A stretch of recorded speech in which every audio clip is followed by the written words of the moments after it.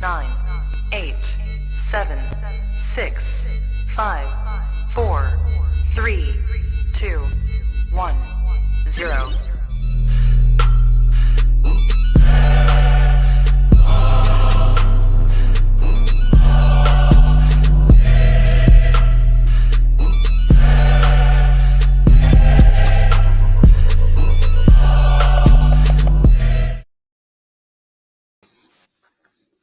What is going on, people? Welcome one, welcome all. You know what time it is. It's PREM panel time. We have a few members missing today, but you know the show must go on. As always, big up George. Welcome, bro. How you doing? All good, man. All good. Ready for the Tottenham-Liverpool show today? Yes, indeed. Yes, indeed. No hatred today. How about that? There's no hate. Well, I don't hate Tottenham. I don't know if Tottenham hate Liverpool, but you know. This is where we find how you doing, boys? Matt, Cal, you lot all right? Yeah, not too bad, man. Yeah, not too bad, man. Not too bad still. Yeah. All right. So let's just jump straight in. First of all, just want to ask you a look quickly because it's not official yet. How you lot feeling about the Lampard to Norwich news that's floating around? He's talking with them, pretty much looking like he's going to get that job. You know, they're the yo-yo club that seem to deliberately go back down because they get the parachute payment and come up, then get more money, then go back down and get more money. I don't know if Lampard's going to be all right with that, but George, I'll start with you. How do you think Lampard will do if he gets the job, bro? I think it's good for him. I think it's like it's work experience, isn't it? Like he needs another job now because he's only really properly managed like Derby when you're like, and I know the whole Chelsea situation, but that was just way too soon in his career, and I feel like it didn't really do him any good being involved with like that high level of stars that soon on. And obviously we're going to talk about him later. I think Gerrard did it the right way though, going for a different league, a lower level to the Prem realistically, and then I think it'll be good for Lampard to get the experience, but it's not really going to be. I can't see it being like too much of a long-term project because the jury's out on whether he's actually good enough. Couldn't get Derby the promotion, bottled it in on their way up. And now he's obviously probably going to be in the Championship again next year. So it'll be interesting to see if he can try and get Norwich that promotion, like you said, the whole yo-yo. If he can't get them promotion, then well, I think it's a bit of a wrap early on in his career. Yeah, I mean, considering it's what they're good at, innit? Like, if he doesn't do it, it will actually be looked at. It's kind of a lot of pressure, to be fair. If you're the manager who can't bring them back up, that's actually pressure. And they pissed the league last year, so yeah, which is even more weird why they're doing so poorly in the Premier League. Cal, what do you think about Lampard going Norwich? I think it's a bit of a weird one from Norwich, but Norwich seem to be a bit of a weird run club. I mean, all those games where they hadn't won a game, no talk of a sacking. They win a game and then Daniel Farke gets sacked. It made zero sense to me. I will say Lampard's got fantastic connections, or his agent is as good as Choupo-Moting's agent, because I don't know how he keeps on landing on his feet, because he, like, with all due respect to him, he flopped at Derby. Everyone said it was his first job and all, but he flopped at Derby. He had a good enough team to get them in the playoff and promoted, in my opinion. They didn't. He flopped with Chelsea, got sacked, and now he's going to Norwich. It's like he's got more lives than a cat, it seems, when it comes to management. But I mean, if he can go anywhere and actually hone his craft and potentially have a sort of buffer as to making mistakes and stuff, then maybe Norwich is the place. You wonder if he's able to really do anything, because it's not like Norwich play rubbish football. It's just, you'd argue they haven't got the personnel. And he struggled when he had the personnel at Chelsea to implement a certain style and to make it work. So I don't know how he's going to do it at Norwich. There was a lot of questions about his like actual tactical prowess. Yeah, and man management. Yeah, and now he's going to a team where, like you said, he's not going to have the highest quality of players. You'd imagine even their best ones, like Cantwell, is going to get snapped up, and MrAaron's at some point. Like, we all thought that was going to happen in the summer, and it didn't. No doubt, either in Jan. Cantwell's free, George, so he's definitely. Oh, is he? Oh, yeah, his contract runs up the end of this season, so he's definitely out there then. Yeah, so I mean, he's not going to have anything amazing to work with unless they just try and snap up the best Championship players for next season. But Yeah, I can't really see it ending too well for him. But he's got to get the experience at managing at another club, and doing it in the Yeah, I Championship mean, is not so a bad Matt, idea. I'll come to you, but I won't give you the same question because it's going to be a bit tedious if we all just keep talking about that topic. So to switch it up a bit, Lampard, Cal said he's fallen on his feet again. We got a couple of other managers that are in jobs like Ollie, for example, and he's clearly just not good enough. You know, we had that little cycle where we had and again, no disrespect, because in their own right, some of these managers did well to some degree, but you had like Kirbishley, Pardew, Allardyce. You know, there was like that. To be fair, Moyes is kind of part of that, but he's actually proven he may be a cut above slightly. But, you know, there was that circular manager, and it was just like, no matter what happened, Harry Redknapp, for example, although I do think Redknapp was a quality manager, but there was that crop of English, British managers where any job became available, it's just one of them. And you'd always be like Roy Hodgson, you'd be like, hold on, how's he back in another job again? He didn't do well in his last job, rare. Are we going to look at like Lampard? I don't want to be disrespectful and put Gerrard and managers who've won stuff in there, but you know, are we going to get that new crop of managers? Are they going to become the new Allardyce and Pardew and all that, where it's not going to really matter what they do? They'll always be given a job on reputation or whatever. What do you think? Yeah, that's a good question. I think until, you know, if Lampard is successful, he can kind of get himself out of that bracket, because as we've known, he couldn't cut it at Chelsea. We kind of all knew, I think, that job was too big for him. At Derby, as Cal put it perfectly, he should have done better. But I think until he actually does something that can separate himself from the Kirbishes and that, he will go into that bracket. Because if you look at what he done at Chelsea, the expectation was very, very high. He took the job anyway. As I said before, we all knew he was going to flop. He kind of, really and truly, should have began to an even lesser club, because he hasn't proved that much to me anyway. And as you said, I kind of feel like with some of the English managers, it is a bit like who you know and what you know. Because you see Frank Lampard, like, amazing player. But as a manager and as a coach, I think the jury's still out there. Because even with Derby, yeah, he done decent, but it wasn't like he was amazing and he stormed the league. And then you come Chelsea and, you know, this is where the shining light is really on you. And he kind of didn't go well for him. So until he does something, he will become part of that new group. And that new group, as you say, are probably, I hate to say it, but a lot of English managers that are kind of just floating around. And because they've got good connections, it's easy for them to get a job. And I kind of do feel like Frank Lampard falls into that category at the moment. I can't even lie to you, because let me be real with you lot. In the Premier League, can you see Lampard taking over any team in the Premier League and making them actually better? There's an argument he'd do better than Ollie is. And not in my opinion. No, I don't think he even I don't know would. if he would, you know. I don't think he would. I don't know, man. I don't know. I'm just saying. There's an argument. Ollie looks tactically inept. At least when I watched the Lampard team, I kind of saw a bit of tactical nous. It's more the players didn't respect his attitude. I think Cal put it right. Apparently, he was very aggressive with the players, and a lot of them fell out with him on a personal level.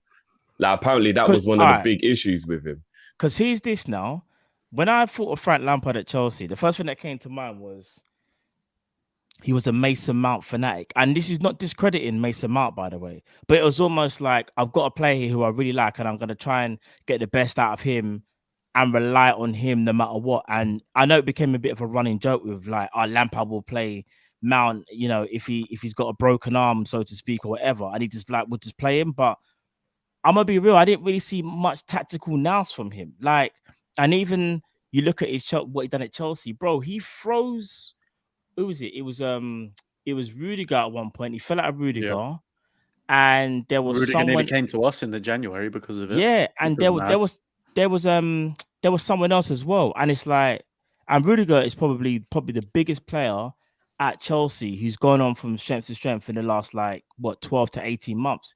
He's been sensational for them. Whether you think he's, you know, of a high class or not, what you can't not do is respect what he's done at Chelsea, taking his opportunity, and look what he's doing. And these are the type of things where as you said, Jeff, maybe he did fall out with players. Maybe that was his issue, the ego, because in his mind, remember, he's Frank Lampard. He's Mr. Chelsea. Like he is the club. So We yeah, saw his ego when he had the argument on the touchline with Klopp. Like, agreed. Yeah, 100%. So I think the jury's going to be out there, Jeff, and I think that's probably you got it spot on. I think until he wins something, if in my mind, I will have him as one of them kind of curbishly kind of man there, where unless you show me something different, bro. Because I just realized Rooney goes in that category now as well. Just given the Derby job with absolutely no experience. Yeah. It's like their reputation is preceding them. And it's just like, oh, well, you were great at football. So that means, I mean, Derby is kind of the common denominator in there, that they seem to be the one who just keep thinking if you was a star, you should get the job. But just to switch up a bit before we move on for Lampard and George, I'll give you this one. I know it's easy and it's funny to banter Lampard because none of us here are Chelsea boys, yeah? But is it a little unfair that Lampard is being judged on the 3 or 4 months after he was just dashed a whole load of superstar players for a big money? And nobody's thinking about the time when he took over the club when they had the transfer ban and he actually kind of steadied the ship that a lot of people thought was going down. And he did get top 4, got them in the Champions League. And at that point, nobody was questioning Lampard. And then it's just as soon as they spent all the money, when all the questions came. Are we being a bit harsh on him, or do you think it's justified? Yeah, but I think that was like part of the problem, though. Like, I said this at the time as well. I think that the reason he did fairly well with Chelsea when they had the transfer ban was because he basically had to play the kids. He had to play Mount, Abraham, and all of the guys they'll bring him through. And you've got to bear in mind, when these guys were young in the academy, they would have looked up to Lampard and he would have been like one of their heroes when they were younger, sort of thing. Yeah. So I feel like it worked when he had the youth in his team, because they respected him so much for what he did as a player that they were willing to like play for him and fight for him. Whereas what we really saw is what he was actually like when he had the funds to get like star-studded players, because at the end of the day, these players aren't going to look at Lampard and be like, they're not going to be in awe or anything like that, because they weren't necessarily Chelsea fans. They weren't necessarily like growing up with that. They might have grown up watching something else, because obviously maybe they're foreign or maybe they just had different admirers in the game. So I feel like once it actually got to a point where he had top quality players that weren't necessarily playing for him specifically because of Chelsea, that's when we saw his actual tacticalness come through, and it was pretty much non-existent. And like you said, like the players like Rudiger and whatever started falling out with him, because it was like, well, like, who are you to talk to me like that? Like, why has he got an ego when he hasn't even, like you said, done anything yet as a manager? Like, he has no right to have the ego. At least with the likes of Tuchel and co, they've got the experience. They've done things in the past. He's reached Champions League finals, this, that, and the other before. Tuchel took the exact same team that Lampard had halfway through the season and won them the Champions League. And that's because he actually has good tactics and knew what to do with the players, sort of thing. So I think it's fair to have like criticism on him, because there's only like a certain circumstance that it worked for Lampard. No, fair enough, man. Great point.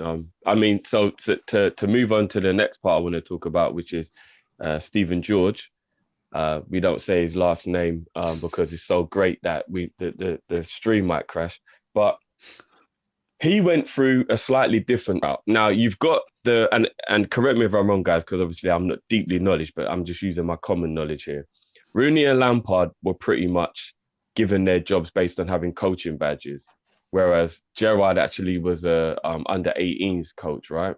And he actually was learning. Rooney hasn't completed his coaching badges unless he's completed. Seriously, has he? I thought you weren't even allowed the job if you hadn't completed it. No, he got special dispensation to get the job.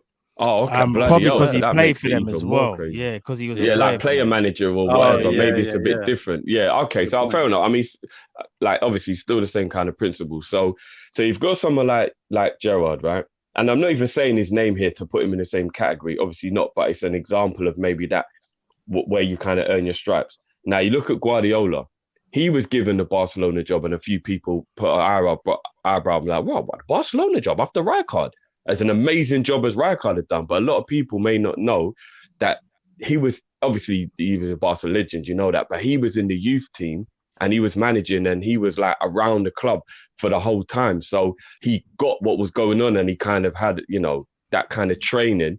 Then he took the step up, and it's what Gerrard did. Gerrard had that training at Liverpool and then he went to Rangers. So he kind of did earn his stripes a little bit more, so to speak. than a Rooney or a Lampard who's just given the job. And if you look at what they're doing, they're actually proving that maybe that little bit of experience you get, just that little bit, is helpful, because Guardiola was obviously successful. Gerrard went on to be successful at Rangers, whereas Lampard and Rooney at the moment don't look like they're doing too well. So Gerrard's progression now, he's obviously been given an Aston Villa job now, you know what I mean? But 2 or 3 years roughly, like, was just trying to figure it out. Let's go with 3 years, because I trust Cal knows what he's talking about. His contract ends the 30th of June 2024, if I'm not mistaken. Oh, so it's like 2 2/3. Yeah, because I was wondering how it would finish in the middle. So that makes sense anyway. Yeah, that makes sense. So, so he's basically 2.5 got years. 3 seasons to complete, sort of thing. Yeah. So he's in there now. He's at Villa. Obviously, we'll get to the do you think it's good or whatever in a minute. What I want to ask first, though, is he's left a project that he was doing very well with, and he's left a project that I feel like, for me personally, I want you, Lucifer. For me personally, I feel like he should have finished and then it would have been a summer thing. I do kind of hate when managers leave a job that they're doing well at halfway through and leave that club kind of on the ropes a little bit, because you do have to think about the club that he's leaving. The manager's entitled to do what he wants and think about himself completely. But when you're halfway through a project you're doing well with and then you leave, it can be a little bit harsh on the team he's leaving behind. So before we get on, is he a good move to Villa? I'll start with you, Matt. Is it bad mind he's put himself before Villa, or is it just how football goes? Rangers, or is it just how football goes?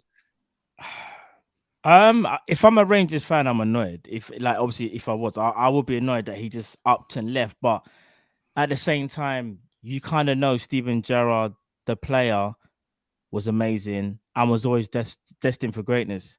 Steven Gerrard, the manager, after what he done at Rangers, especially going unbeaten and taking a title away from Celtic, you can kind of see he's destined for greatness. Well, I feel like he is. So it's one of them things where you just got to look at it and think it's now or never.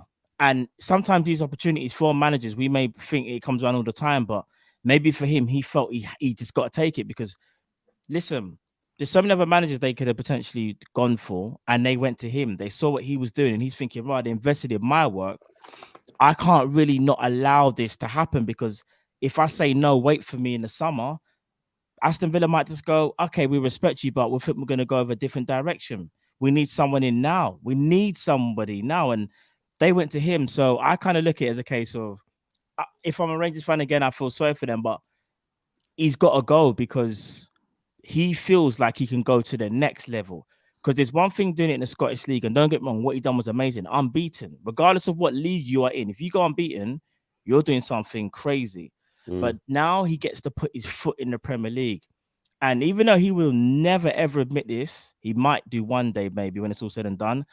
I generally feel like he's doing this because he needs to know within himself whether he has the capacity to go on and manage Liverpool. Has he got the capacity to do it? If all these rich teams in the league, like your Chelsea, your Man City, your Man United, he needs to know whether he can compete, because he knows one day Liverpool are going to come knocking, and he has to be prepared. Because what's so mad is this: he could have stayed at Rangers, and if he stayed at Rangers, he might have just gone, yeah, I'm going to come Liverpool. And then he realizes, he's like, oh, do you want to know what? He's come Liverpool, and he's just like, right, this is just like not what I expected. I haven't acclimatized. I haven't got the time. That's Liverpool. You don't have time. Aston Villa, dare I say it, they're an amazing fan base. They remind me of Newcastle. Like, their fan base is absolutely, like, you know, it's top tier, and I think they're gonna love him there. And all he's got to do is bring his brand of football, his footballing knowledge, and his IQ to the game. And I think you're gonna see a serious Steven Gerrard that's gonna really surprise people. And then I think I'm hoping that it will allow him to get the confidence that he needs to know he can do it in the Prem, and then one day obviously be Liverpool manager. Fair dues. Conroy, bless up as always, bro, for the late, like that. When I mean last minute, so I appreciate that, man. And obviously you're the best equipped here, bro, to actually let us know what the feeling is like, obviously, with to the whole league, because obviously Gerrard leaving isn't just going to affect Rangers fans. It'll give a boost to some of the other clubs now when they're playing Rangers, Celtic, obviously. What's the feeling going on up in Scotland at the moment, bro? It's a strange one, guys, because I saw it on my phone this morning, and then through our Liverpool community, you had a lot of people just obviously good luck Gerrard, and buzzing for him to see him in the Prem. Some are a bit emotional that we're going to be like versing him and stuff, but it was a mix in Scotland. It annoyed me, to be honest. I understand. I agree with Matt. Like, you'd be annoyed, but yeah, I've seen some comments that went like out of order, if you ask me, because I'm not going to get into why and what he's done and stuff. But it's not just for me, it's got to be 100%. If you stay in Scotland and you know what Steven Gerrard's done. So let's just put it this way, guys. If Celtic had won 10 in a row, right, that is basically bragging rights for their lifetime of those people being alive. So if you're a Rangers fan, if you're anything associated with that club, genuinely that team has stopped that happening. Like, I can't emphasize that enough. So that was his mission when he came in, and that was it. Like, simple as that. He's done the job he was asked to do. Thank him, all the best, see you later. Right? That's the way it should be. Unfortunately, everyone's got principles until it happens to you, and then that's why, and you're seeing the other side of that. Now, don't get me wrong, it's a mix. There's quite a few who are saying all the best, but there's others who are calling him a snake and stuff, which is preposterous, to be perfectly honest. I mean, if Drifty, I agree what you're saying, mate, but time doesn't stand still anymore, and it's like Aston Villa, if he doesn't take that, it could be a Norwich in the summer, it could be something about Brentford, but someone like that fighting relegation, or Fulham, something like that. For me, the Villa job is one that's, because of the shock and sacking, it's came about quickly and it'll be gone quickly. So I feel like he's had to do it. And bear in mind, can I just add, his stock's high right now, but what happens if Celtic just nip him in the league, or Rangers just win slightly in that league? Then that stock goes down, and then we're saying this, but football fans and football clubs are so quick to change their tune that stock might drop and he doesn't ever get it that high again. I think he's quite a calculated man. I think his team are quite calculated. We have to emphasise Michael Beale, Gary McAllister. I think they're all going to Villa with him as well. Yeah. And we spoke about, me and Cal spoke about Michael Beale as well before. Like, this coach also came from the Liverpool Academy. So expect the style of football. But on that, it's been a strange one. I understand it is probably a lot of raw emotion, and I do get that. If you stay in Scotland, that's going to give Celtic the leg up. If Rangers are 4 points clear right now, and they've not even played well this season. But Celtic fans, like, if you're Collins tonight, it's not like the Kop-Ish calling. It's going to be a lot more aggressive tonight. It was on. And you had Celtic fans, like, obviously recording it and like having a drink and having the tea, the tea like emoji and stuff like that, because they know this is very similar to what happened with Brendan Rodgers. However, I feel like it's I mean, if you just black and white, it's like he's literally left them in an international break. Some people don't feel that that's a good thing. I think that's the best time if you're going to do it, because it allows people, if you can't do it in the summer, do it a time where they can get someone else in, with a great squad that's took years, maybe 3 years to assemble, a good style of play, and 4 points clear at the top. I mean, it's not. I don't think they're left in tatters at all. So yeah, it's been a mixed one, Drift. But for me, I think if you look at it logically, and I know that is difficult sometimes, it's Aston Villa is a great opportunity. This is not like the rumours I know there was the Spurs rumours, but I don't think they were clear or there was much happening. And you had a few different ones with the Newcastle. I don't think there was much in that. This one, to me, I think they're the 5th richest club in England in the Premier League, Villa, as well, or they're right up there. So they're right up there, yeah. Their role is a very strong project. Very strong project, the Villa one. It is. Yeah. And the thing is as well, just to add to what you said, Drift, he's going to make mistakes. Like, he made mistakes in Scotland. You might remember he lost at home to Hamilton and then got knocked out in the league, the quarterfinals to Hearts. And it was like, people thought, backs against the wall, he's going to get the sack here. To be fair, the club stayed with him, and then he managed to regain it back. But it's not going to be plain sailing, and I do believe it's best to go to Villa. I think you're absolutely right, because he'll have to, learn his lessons with Villa, and then when it comes to the case of Liverpool, which we all hope and we think will happen, it's a case that he will have those experiences, and I think that is crucial, because in my head, people keep saying Souness, right? Rangers to Liverpool, but I think football's changed a lot, and it's not even like Premier League's not even like it was 10 years ago. You've got like every team seems to have not a top player, but a very, very good player. At least every team's got a very, very good player, or they can afford to have that in the team. And then you've got more top teams now, and it's just, I'm sorry to keep going on, guys, but I'm just Lampard today. If that goes ahead, you're going to have Lampard Gerrard in the league, then you've got Guardiola, Klopp, Tuchel, and then like you've got Conte. even other Conte. Oh my god! And people like even Potter and stuff like that. Whereas he's not on that level yet, but it's like you can see there's a project happening there. Like people are just expecting that Villa are going to win the first game against Brighton. I can tell you right now that's not going to be an easy game.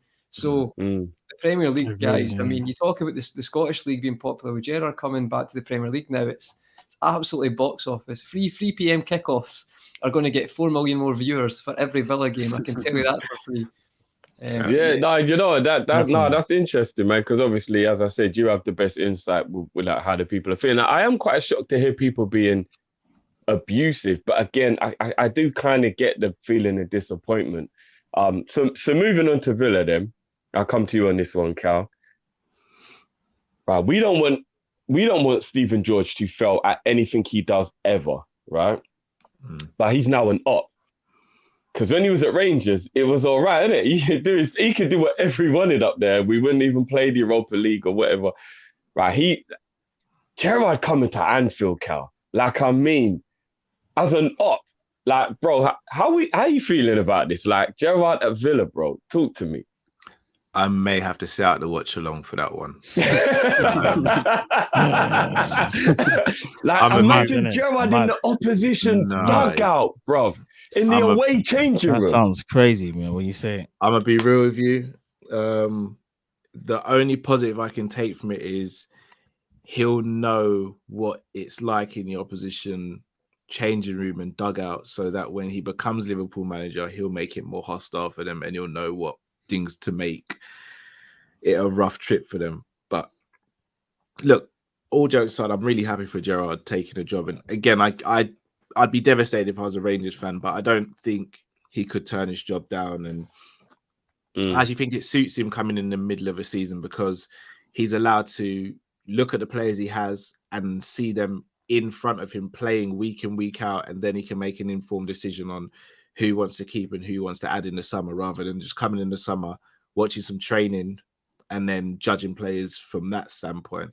So I think it's a smart move doing it now, and there's less pressure on him now until the end of the season as there would be if he came at the beginning of a season and had a full summer. That being said, him playing against Liverpool, I think the first time we played him is December 11th, if I'm not mistaken. Yeah, a month today, mate. Yeah, a month today. I don't know how I'm going to be on that day. I'm not going to lie. Like, listen to the radio, Cal. Just listen to the radio that day. I might have to skip leg day that day, and I might have to skip Gerrard day that day, because it's just, you guys know when it comes to Gerrard just what he means. Not just to the fan base, but to of course, individually. Yeah. But it's like, it's little things that go through my head. Like, if Villa scores, is he going to celebrate? If a decision goes against him, is he going to kick off? And are the fans going to boo him if he like celebrates? And it feels very similar to the whole Rafa going to Everton and Rafa playing against us for Chelsea as well. But Rafa got good reception and Rafa kind of kept it toned down. Gerrard's a lot more passionate than Rafa. I was going to say Rafa never celebrates anyway, so that was easy. Rafa's very ice cold in his approach. Gerrard's very much, he wears heart on his sleeve, and even as a player, you think about Gerrard's most emotional moments. They came against Man United, Everton, the two biggest rivals. Those were the clubs he either played brilliant or terrible against, and those are the clubs I think he got sent off the most against as well. How is it going to be for him playing against Liverpool?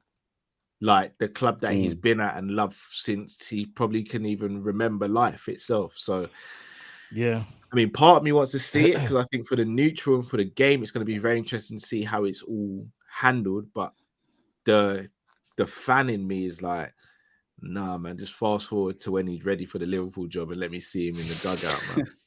Well, hold that thought then before I come on to Matt with my next question. Just quickly though, a couple super chats that come through, Cal. If you could get through them for me, please, bro. Yeah, sure thing. So first super chat, LFT Sports TV says Mane's injured on international duty. Just to confirm, apparently the Senegalese coach said that it was just a precaution. It's nothing serious. So we'll wait to see what happens there. I'm gonna pretend that didn't happen. All right, cool. AA said, would rather see Gerrard win an EPL with Aston Villa and we win the Champions League, or we do the double and Villa gets relegated and gets fired. Yeah, of course. Oh, that's two very extremes still. Fair dues. I don't know. I'd rather, if it was up to me, I'd I'd rather probably... Liverpool win. I love Stephen to death, but if whatever means Liverpool win, I'm taking. And Yeah, and that wouldn't always surely. rule him out the job as well. Like, I think there's Yeah. I keep people. Someone said a good point today that this 2024 thing, it might not align that way. You know, there might be mistakes in the way for Gerrard. Klopp but might extend. It might extend. I just Yeah. think it's like he's only 40, Gerrard, as well. I think we need to remember that as well. So it could go smoothly, but I feel like if that situation happened, Liverpool will still try and work out a way to give him a job, to say he can get the job. You know, at one point he'd have to go somewhere else. But this is what I mean. No, you keep saying that Ali's stocks high. Sorry, George, on you go, mate. Sorry. No, I was just gonna say. I know you guys would love him to probably replace Klopp directly, like in 3 years or whatever. But I think to be smart about it, he probably should take like the next step up before becoming Liverpool manager in 3 years' time, however long it'll be. I think it might be a bit of a mistake if he, like, say he does well at Villa, Klopp's contract runs out and he's like, oh, Klopp just decides, you know what, I've done my job, I'm going to move on, whatever. It's risky bringing in Gerrard that soon because you never know.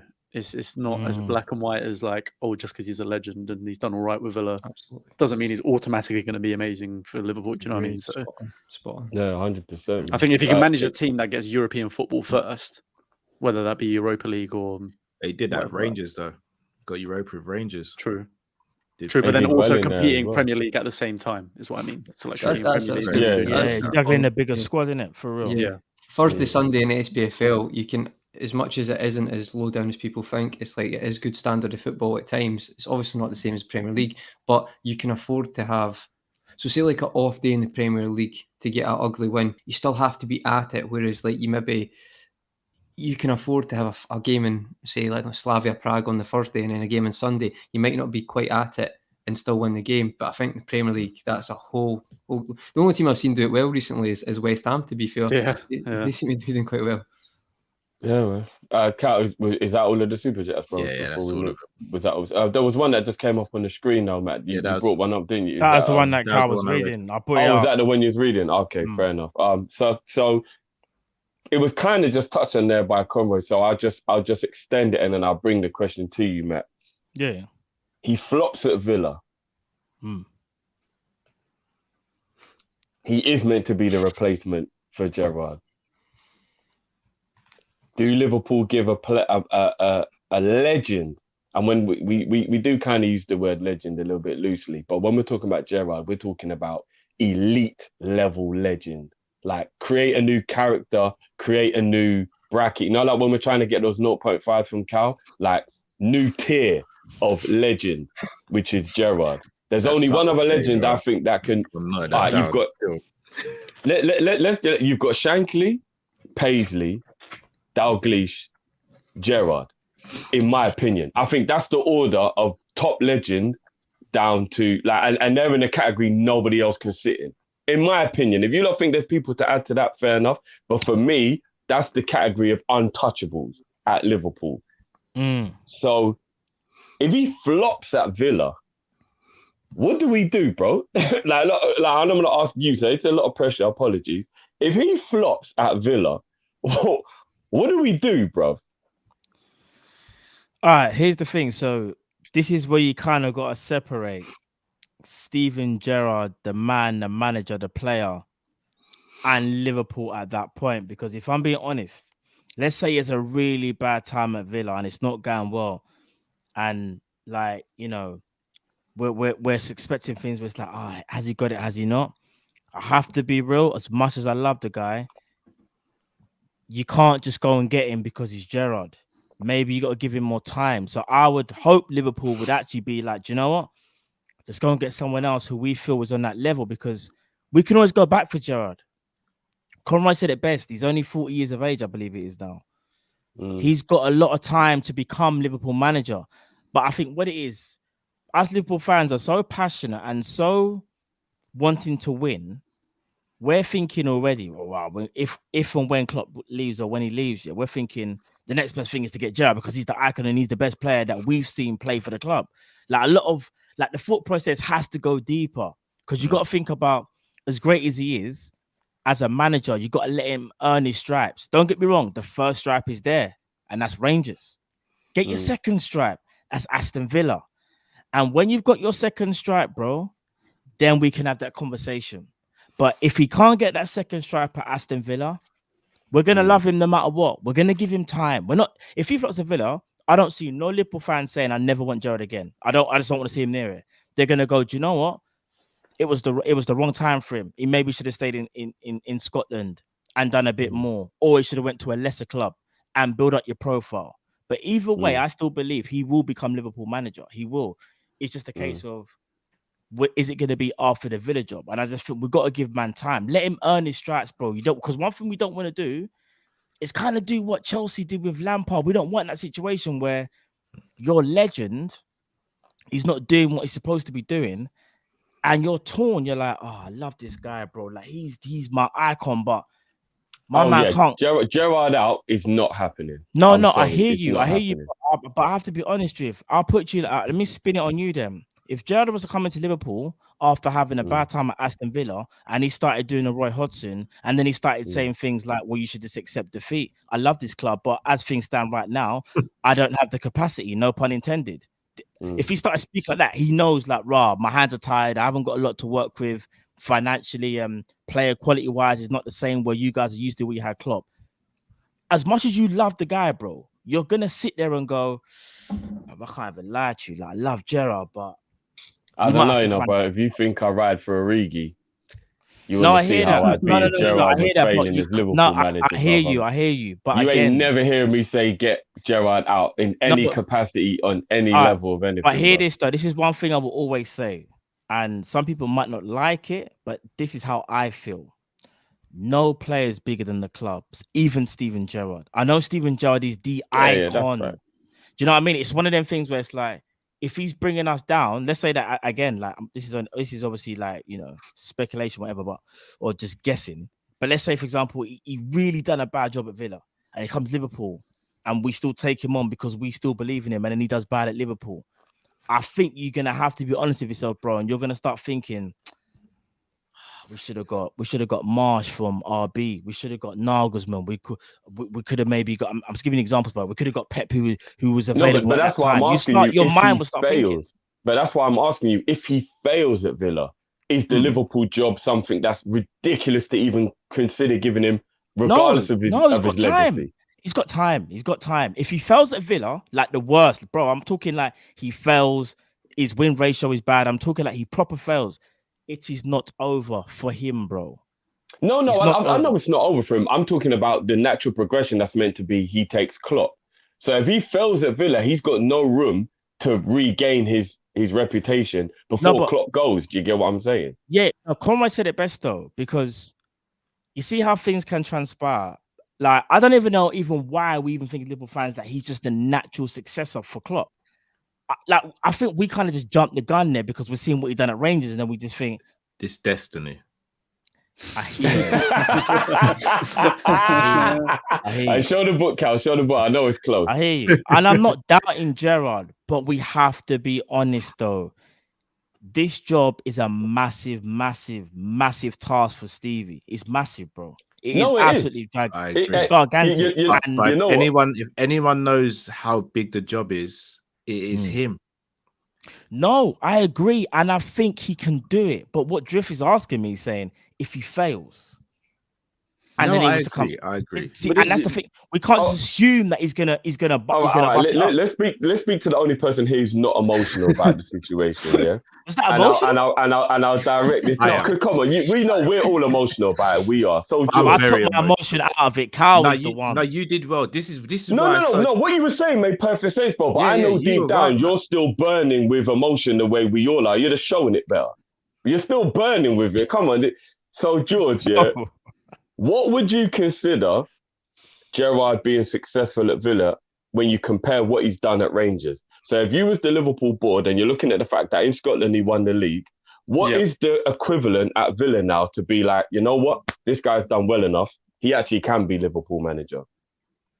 He's got to have a serious charge for Villa to get European football. I don't mean Champions League. I mean like Europa League Yeah, sort of yeah. thing. Like if he can get them as like a solid top 10 team that is properly challenging for European football, or even potentially getting it, depending on what the situation is like in maybe 2 years' time, 2 seasons' time, then I think that's sort of the good progression for him. Because then you could argue that he's taken this Villa team, which obviously has got good backing, but obviously did well last year, but still kind of, you're just talking more close to like 10th to 15th ish. If he takes them from that to like a Europa League team or close to, given the resources he's got, then I think you can kind of see naturally that, well, if he can do that with those sort of players, imagine what he could do with the top quality players that like Liverpool can get.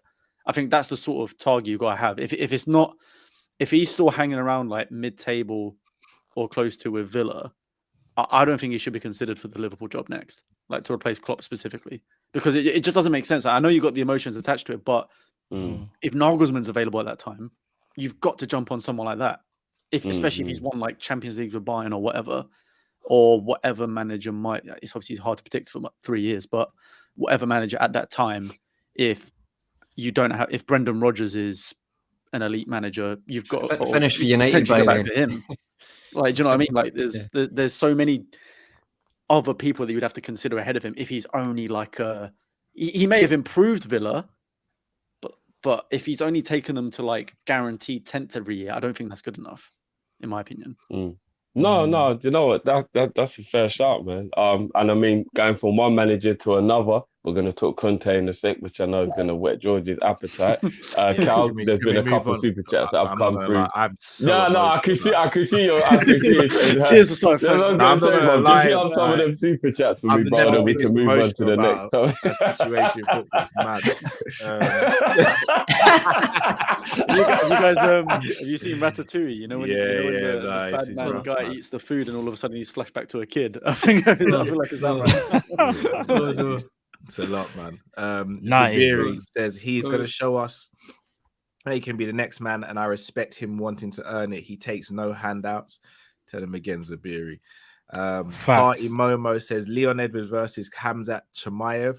Is that confirmed? If it is, then yeah, that's naughty. Yes. Yeah, if that's confirmed. I don't want to watch my fellow Englishman get brack up though, but yeah. LFC Aaron says if Gerrard fails at Aston Villa, he can't take it from Klopp. Gabos, game ain't based on sympathy. I like that, Aaron. I like that. Waltzing Matilda says the plan for him isn't just to be Liverpool manager, it is to be a successful Liverpool manager. This will be a great experience for him. That's facts. Yeah, man. I agree with that, man. And before we move on, Drift, just quickly, so I'll say one last thing as well. One thing you have to understand about Aston Villa, and one thing, I know it's a club that we don't really have beef with, because you got to understand, like, so if I'm not mistaken, they had there's chairman... no beef. There's no beef. No, so I was going to say, so they had the chairman, Doug Ellis, then they went Randy Lerner, and I don't know their owners now. I think is it the Egyptian billionaires or something like that? I think. I'm or something not too sure where they're from, but they are multi-billionaires. But what I was going to say is this, though. He's going to have a lot more funding. And this is another reason why you're going to kind of see what he's able to do. Because when you're coming from Rangers and you've got a strict budget, and to be fair, he kind of highlighted that at certain points as well. Yeah, to be fair, now that was a tiny thing. Well, that was with Adrian for drifted, to be honest. For real. Now you're gonna see like him with like money as well. Like, can he bring in the right players? It's gonna be actually so intriguing to see. You're actually gonna see. He knows Perslow as well. He's got a relationship I with was just about to go already. to that. Christian Perslow, being at Liverpool before, he knows. Who probably had a lot to do with this appointment, if I'm being completely honest. Yeah, I think behind the scenes he probably did. Yeah. It's gonna be. Do you know what it is? Gerrard just very quickly? Does Gerrard have a team with him, or is it just him? Like, does he have like assistant coaches? Yeah, McAllister and Beale. I don't know if Michael Beale's gone with him there. Oh, right. I read that earlier, and the reason I'm saying that, Cal, it was like the compensation was 3-4 million, and I thought Michael Beale was included. Ironically, a lot of media was saying they thought that Rangers should have asked Michael Beale if he wanted the manager's job, because it's the philosophy is already ingrained in that team. But I've Mm. got to be honest, I've not read anything, but if you had a gun in my head right now, Michael Beale is very crucial to that operation, especially style Yeah, of football. he's So I heard again. I'm with you, Combat. I heard that there was comparisons being made with the Newcastle situation, and the only hold up with that is that they want the backroom staff. And Eddie Howe's like, well, no, I want my backroom staff. You can't make me work with these guys, and I don't know them. So apparently, so when I was reading about it, they were saying, well, Villa have just let Gerrard bring in whoever he wants. And they're saying that's why Newcastle should operate the same way. So I think you're right, bro. I think the whole team are coming with him. Don't quote me on that, but I'm sure, as I said, Gerrard's allowed to bring the entire team that he wants with him. Chisholm as well. Chisholm's the other. Sorry, guys. Chisholm's the other one because they were out for his birthday actually the other night, and I think that's when they got that they were away in London for that. So I think it's something Chisholm. So sorry, that was the last member. So sorry. Because I was just trying to work out because isn't John Terry still there though, or something like that? Because I saw his start of season. I think he just or was it? I don't know. I just saw his Instagram post or whatever he did, and the way he phrased it made it sound like he was like, "Oh, sorry to see you leave," as if like I'm still here, but you're gone, sort of thing. I don't know. They'll probably keep Terry and give him some kind of youth coaching. I don't want to see Gerrard and Terry having to work together. I don't even like this. Hopefully Gerrard just puts him in the basement. John Terry's probably gone. He's probably just on an island looking for someone's wife at the moment. They're saying they left at the start of the season. It's not even funny anymore. It's just kind of just weird, isn't it? We're talking about John Terry. I don't like John Terry anyway, so I was like, he's in a basement, fam. You can never pay attention to what he does. So apologies for that chat. Sorry, Kev makes a good point here as well, Drift. Villa have got a lot of money behind the scenes, but FFP apparently have got them restrained at the moment because they're not in Europe or anything like that. So I think their spending is quite limited. It may be, but I reckon they might sell some. They might do some wheeling and dealing though. That's got a few clubs, but let's be real. Financial fair play is a bunch of bullshit because the elite level clubs get around it somehow, and then the clubs that I would love to see flourish just for the sake of the league, like a Leeds, like Everton, like Villa, just. Even forgetting rivalries aside, just like what I'm talking about is if you've got money, I think you should be allowed to spend it. I don't care who you are. I'm not going to change my stance on it. If your owners are wealthy, you should be allowed to do what you want. I genuinely believe that. I feel like if you're a club that's going to do it's not, but what was the club that went out of was it Bury. If you're going to do a Bury, then completely there should be things put in play to make sure that you don't do what you're doing. But if you've got money, even if you are Everton and obviously you're an op, if you've got the money, I still believe you should be allowed to spend it. I'm not going to be a hypocrite because I hate Everton. If you're rich, you should be allowed to spend the money. If it's not crippling your club in any way, you should be allowed to spend it. I'm never going to change that's just the Super League though, really. Because then what will just happen is all the richest people in the world will just buy Premier League clubs now. And then isn't that just life though, George? Like that's why the high street's going dead, bro, because ASOS and Amazon ain't that just life? Like I don't know. I know it sounds harsh, but ain't that just how it goes? I don't know. I'm just saying if you've got money or if there's a restraint put on it, I don't think it should be a super restraint. I feel like the problem with that's a little bit more on the business side of things, because then that will just turn the Premier League into a money laundering scheme. Because then what will happen is these owners of these massive businesses, like what City and PSG did, they got new, They got new sponsorships from the companies they owned.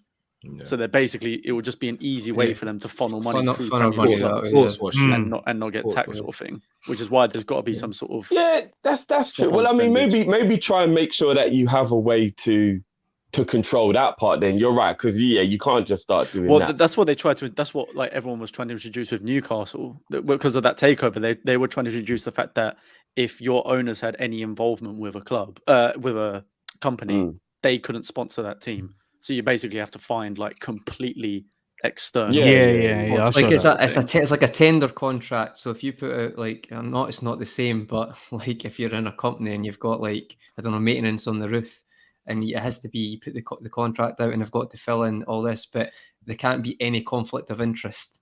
But for some reason, if you work for a college, you can't have conflict of interest. But if you're a multi-billion-pound organisation, no problem. But here's where I didn't like where that went, guys, because the King Power Stadium, Newcastle were the only people not invited to that meeting, you know. I just want to put, there was 19 teams at that meeting. Newcastle were the only one. So you got the King Power, for example. Now, the Leicester owners, they've done everything great, but they still used their own thing to sponsor Emirates. There were so many clubs where this has already been done. Like all of a sudden, because Newcastle got bought out, it's like, whoa, hold a minute. No. You can't sponsor yourself. You can't do this. Come on, man. Is that not the most hypocritical thing ever? Imagine we all had a party, yeah, and Matt or Cal, you were the only one not invited. That's bad, man. Yeah, it'd be harsh still. We're making it so obvious we're targeting Newcastle. If we're all invited to the meeting, it's purely because especially if you guys had apple juice and dick as well. Livid. I don't know. I just thought that was a little bit weird. I'm not gonna lie. Like I get it to an extent, but that was bad, man. I'm sorry. That made it so obvious that you are the outsiders, and we're gonna do everything we can to make sure you aren't successful. Well, I thought that was a bit cold. Man City have been doing it allegedly for a while, and mostly there was a lot of talk about them and sponsorship deals, and I think even PSG as well. Now, here's the PSG's one is how they funded Neymar. Neymar specifically got the sponsorship from. Who's their one? Is it Qatar Airways? I think it's Qatar Airways. Hotel as well. So his sponsorship equaled his release clause, which was very convenient. So he bought out his own contract to then move to PSG, pretty much. That's PSG, who are obviously like top 3 richest clubs in the world.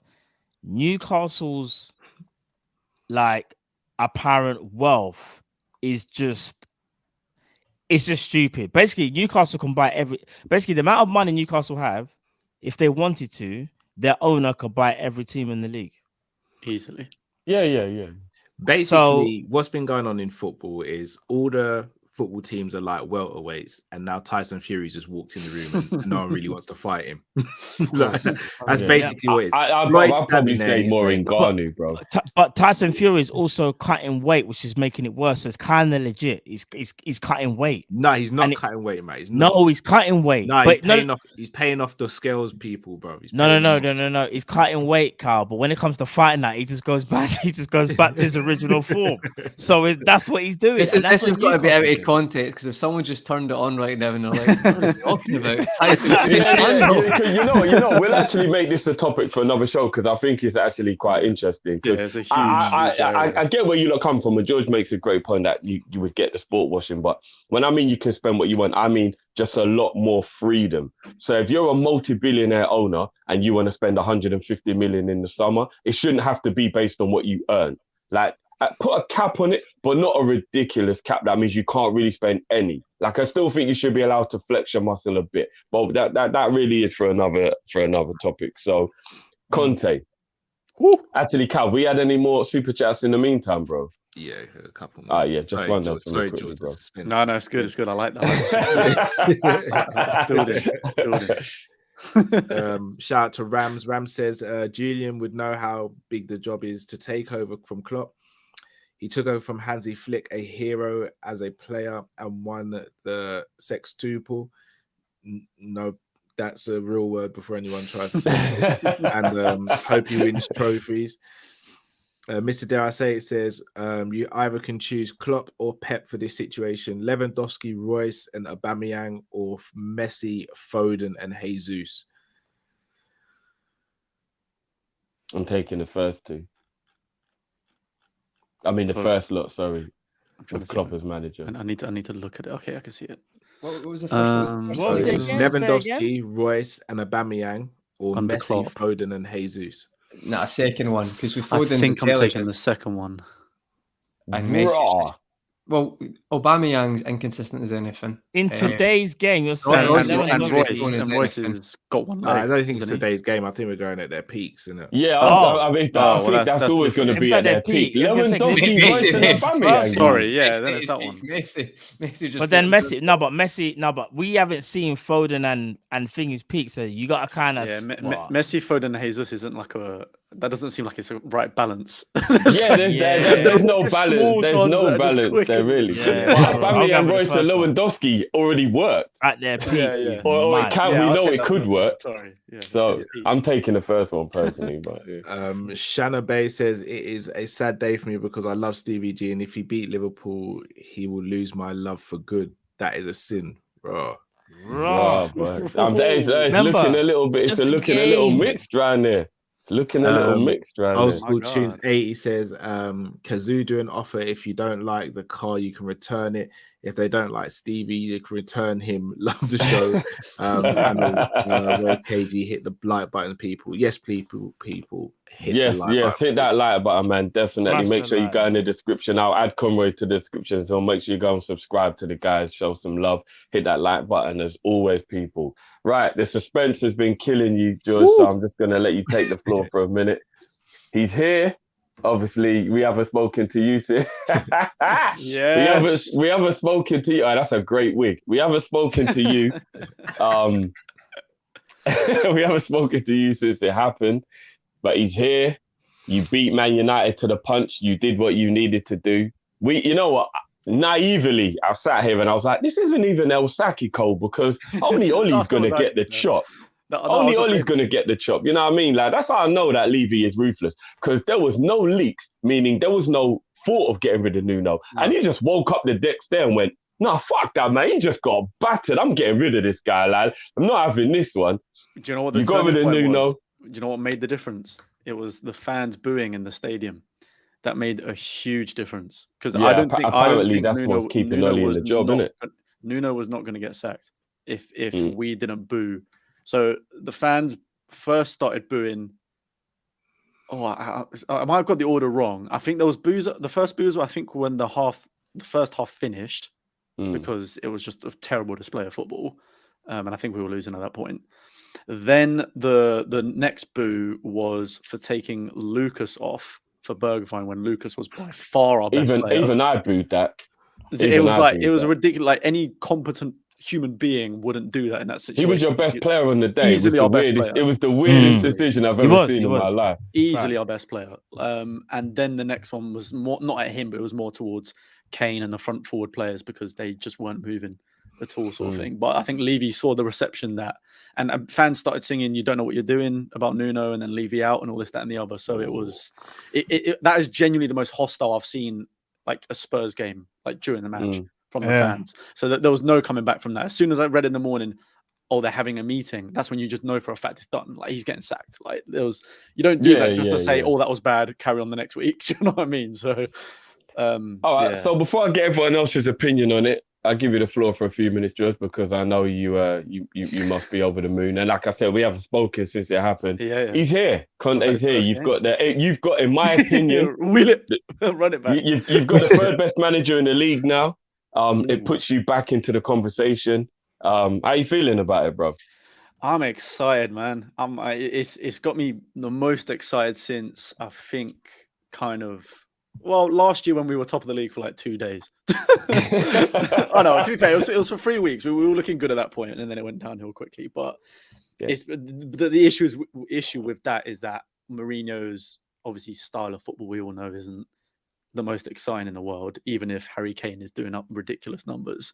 Whereas now, I get that Conte is also sort of defensive, but it's more like what Tuchel's doing at Chelsea, where it's like you're fixing the defense, but we're going to have high pressure now. Like, I saw a stat for just the Everton game. It showed like the last, I think, 6 games.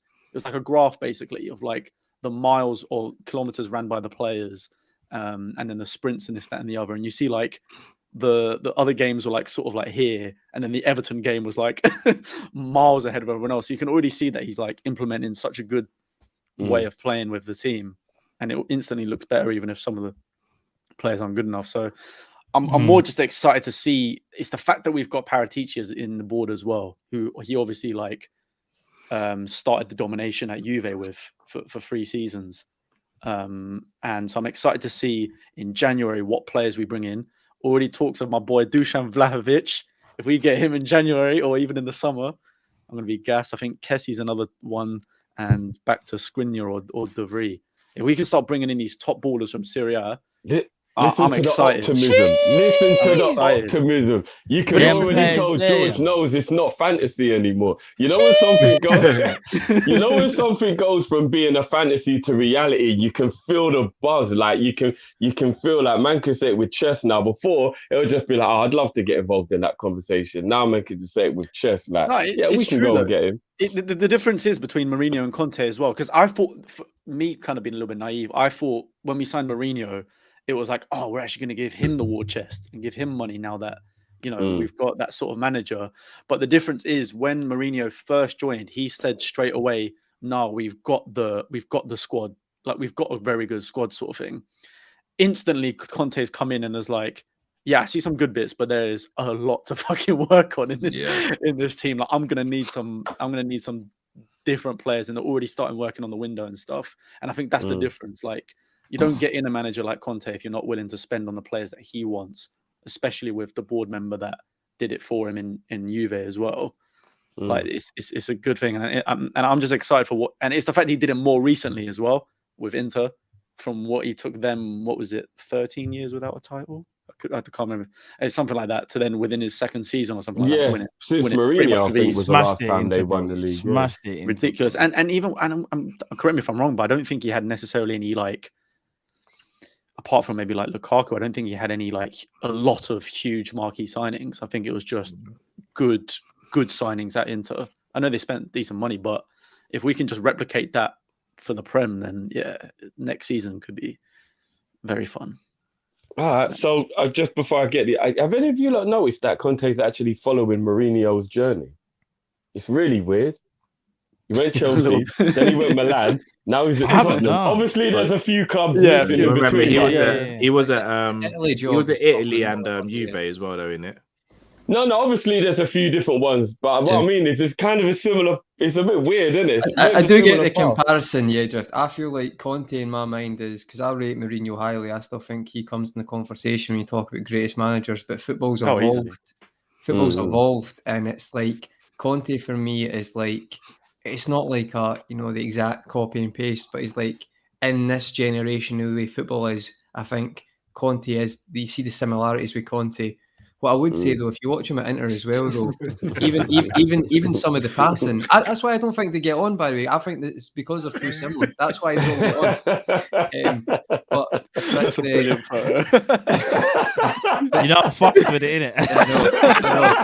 You came prepared, boy. But it was, I think, like you talk about the passing it from the back as well. Like, for me, Conte just does some, like, this is George, this is an unbelievable signing. Like, I still feel like people are not. Like, I know there's a lot of praise at the start, but like, this guy is just like how Tottenham it feels like Levy's woke up and went, actually, you know what? I'm just going to get him. I'm going to spend all the money because I actually just can't be bothered with this. No, but you know what? He has to. He has to, because the whole board, really, the whole ownership has been under so much fire in the last 2 years since, like, Pochettino's sacking. Which Pochettino's sacking was, I think, the right thing to do at the time, but obviously the things that have, like, transpired since then have obviously, it's just constant downhills. So it's like so much of that happened now, and you can feel all the fans are like seriously getting on the boards, like, back, like, to another level now, which hasn't been this bad in the 20 years they've been in charge, I think. So I think he's kind of like just accepted the fact, like, look, we're gonna have to just spend the money, get the right thing in, correct it while we can, admit the mistakes, and then hopefully get us back on the right track. You're going to do it with one of the best in the world, mate. Like, I know you're going to get on Drift, but I feel like I've been screaming this for the past couple of weeks because not enough people are talking about this Italian team, right? They got put out in penalties because a ball went under Buffon's body. I think it was Darmian or whatever. No, not Darmian. Can't remember the German penalty taker. He was very unlucky. It was a great game, 1-1. Went out in penalties to the quarterfinals against the eventual winners. But honestly, Conte's team, he had Graziano Pella and Giaccherini. I think Giaccherini may have been Sunderland at the time. I might be wrong. And I think Pella was definitely Southampton. They two are not. They played a different level under Conte. Like, he gets the best out of players, and he plays a system that suits them. Like, people talk about, like, the Victor Moses ones, Marcus Alonso. They're the obvious ones as well. But, like, even Eder at Italy, like, these guys, they beat Belgium and Spain. Like, they absolutely, you could say, out-tacticked them, outplayed them, their emotion. I just think, and his ruthlessness as well. This is what I love That's because what I love, this yeah. game I've been watching, right? I'm just like, you know what, right? I get Harry Kane, right? He's brilliant, George. I'm not disputing that, but there seems to be an element of when I watch Tottenham, I feel like Lucas Moura is a brilliant player. It's like free Lucas Moura and free Son every time I watch Tottenham. It seems like the shackles are on them, and I think Conte will find a way to release that. Yeah, I think so. And there'll be this you need to play. So if Kane's not going to play well, he will drop him. He's not going to Oh, care. 100%. Like he's ruthless. Mm. So And that's I why just we're feel looking for a striker in January, like a good striker, not just a random backup. We're looking for a good because we've got to think of his replacement eventually. I was thinking, do you know how Martinez played behind Lukaku? I was actually thinking you might try and operate Son there or something like that. Yeah. But you might find even the Martinez when he got the best out of him. I just think it's a next season. I don't know about this season. I think there'll be improvements, but I just think we're we're not gonna like challenge or anything like that this year. We're no, already but I kind of think you too do far well, behind. mate. Yeah, Even well. Royale, I think Royale was. I heard rumours that he wanted to sign Royale as a replacement for Hakimi. I don't know if Yeah. Royale's twin brother's been playing recently until Conte came in, because genuinely you wouldn't get to give him a five-a-side team with the performances. But since he's came in, he's obviously. I'm only being tongue in cheek, but it's like he seems like he is a very good player, very athletic, and he'll. No, I'm excited for him and Region should thrive in this. Well, Definitely. I mean, let's be fair. Kane leaving now isn't even a thing anymore. We've got to wait till the summer. He might be so reinvigorated with this new project and the fact that he is a Spurs boy and probably only wanted to leave to win, and now a winner's come in. If Tottenham look like they might win, he's got 3 years left in his deal. It's not like he's like, oh, as soon as the summer comes, he can go anyway. He might want to stay. He might think, you know what? I finally got a guy who's actually going to win me a trophy with the club I want to win with. Because we can all banter Kane as much as we want. He wants the trophies with Tottenham. He was leaving to win the trophies because he thought Tottenham couldn't win them. That was if it. he thinks Tottenham can win them, he'll stay. So you don't even know. It might be a reinvigorated and Kane. it's not being funny. Is as soon as like we got Nuno in, then the Kane to City stuff started like really boiling up. So it's like because all Kane felt wants, uninspired. Yeah, all he wants is ambition from the club, which that signing just is the complete opposite, if anything. Whereas you're right, and I think as well, I don't think as many people are going to go after Kane as much in the summer anyway, especially City, because Haaland's got his 68 million release clause in the summer. They'll probably go hard for him. Same with some other clubs. And again, Kane will be 29 at that point.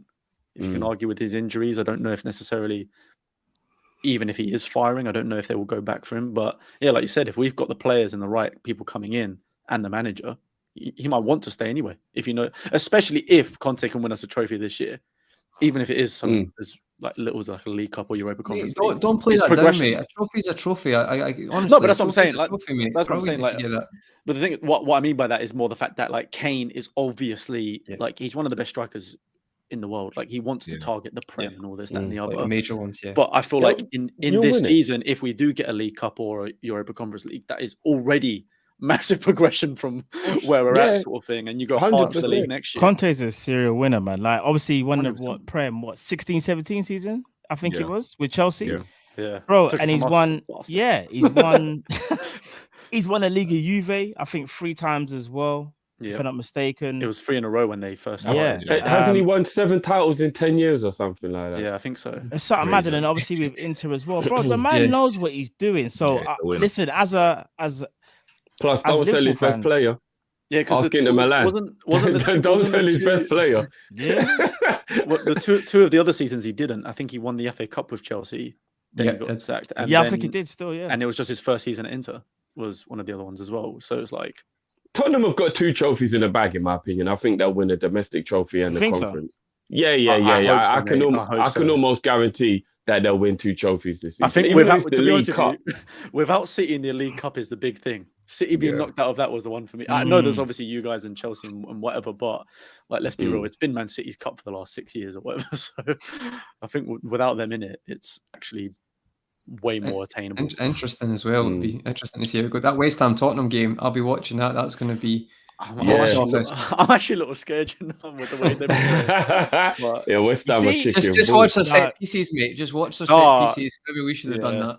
Nah, for real. Just quickly regarding Kane, do you not think he stays as well? Like next summer coming up, do you think I think because they so. got Conte now that he's Yeah, probably that's thinking that's what I was just saying, bro. I think if they win the Europa Conference League, he has a European trophy under his belt, starts to feel a little bit more confident with the direction of the club. With 2 or 3 Yeah. years left on his deal still, you don't sell Conte's best player. No, Inter Milan lost No, it's Conte true, it's true, because true. they got rid of Lukaku and Hakimi. 100%. I think Levy will be like, yo, I ain't letting you go anywhere, bro. Conte's going to be annoyed. And I think Kane will be happy to stay if he sees the progression of the club and he gets a couple trophies. He's going to want to win the Prem, obviously, but he just wants to feel like the club's winning. And if they win a European trophy, I'm sorry, I know people think it's a deadbeat trophy because it's the worst out of all of them, but isn't the only trophy in Arsenal's cabinet the Cup Winners' Cup? This is basically the Cup Winners' Cup, the modern Cup Winners' Cup. So nobody can laugh at them if they win this when Arsenal fans claim they've got a European trophy and they've got what is the equivalent, right? It's still Europe. It's still Europe. No matter which way you look at it. I know it's a bit trivial, but to then say as well that you were the first ones to win it, it's like another thing. Well, there you go, isn't it? Because we were the first team to win it. We were the first team in England to win a European trophy. I'm pretty sure. Anyway, so like in general, so it's just there you go, man. I'm just saying, man. You know what I mean? It breeds confidence. I know this is going to feel like the manager show right now, but I just want to touch on this before we go because we're going to wrap up in a minute.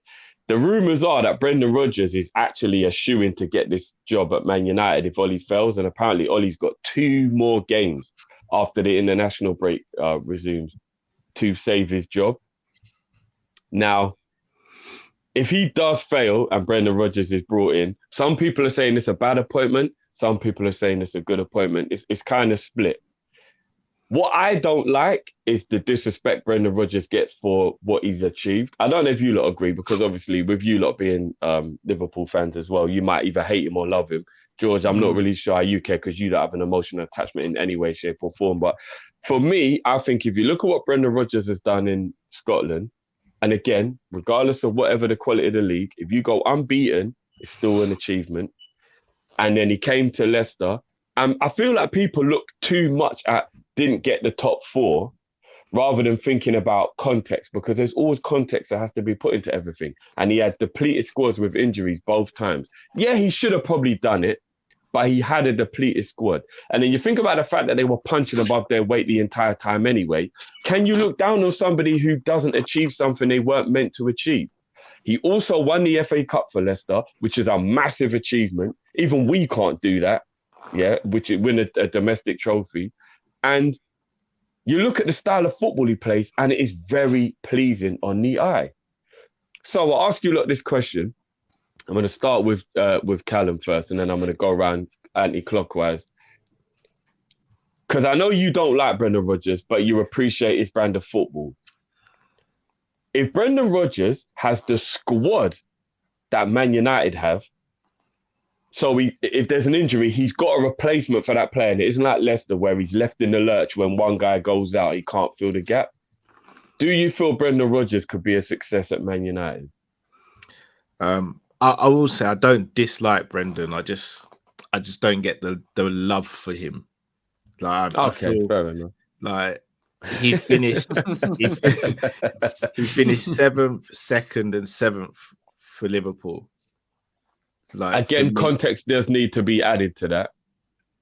All right, if we're gonna add context, the first season he was the reason why Cal, Bellamy, Maxi Rodriguez all left.